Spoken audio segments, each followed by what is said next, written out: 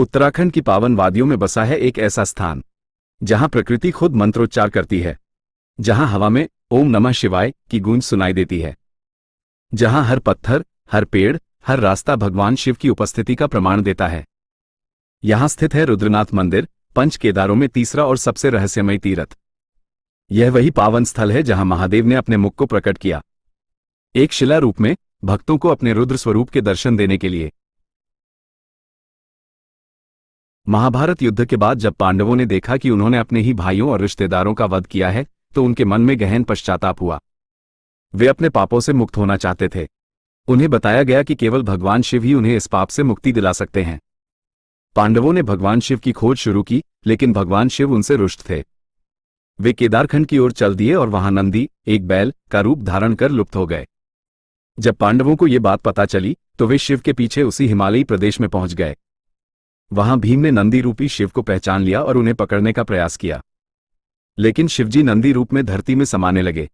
उनके शरीर के अलग अलग भाग 5 स्थानों पर प्रकट हुए, जिन्हें आज हम पंच केदार के रूप में जानते हैं।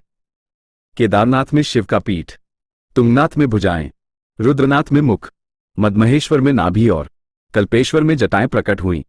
रुद्रनाथ वही स्थान है जहां भगवान शिव का मुख रूप में दर्शन होता है। यहां उनका दर्शन अत्यंत गंभीर, शांत और रौद्र रूप में होता है, मानो स्वयं ब्रह्मांड की चेतना यहां स्थिर हो गई हो। यह मंदिर समुद्र तल से लगभग 3600 मीटर की ऊंचाई पर स्थित है। चारों ओर गगनचुंबी हिमालय, मखमली बुग्याल और देवदार के वृक्ष इस स्थल को दिव्यता प्रदान करते हैं। यहां शिवजी की पूजा रुद्र रूप में होती है, वह रूप जो विनाश और पुनर्जन्म दोनों का प्रतीक है।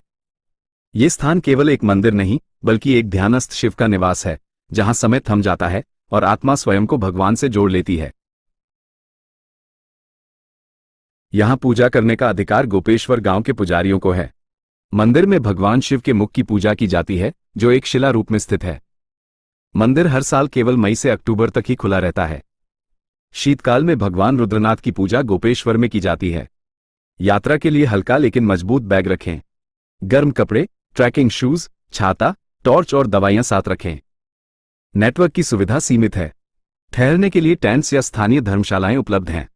भोजन की सुविधा सीमित है, इसलिए सूखा भोजन साथ रखें।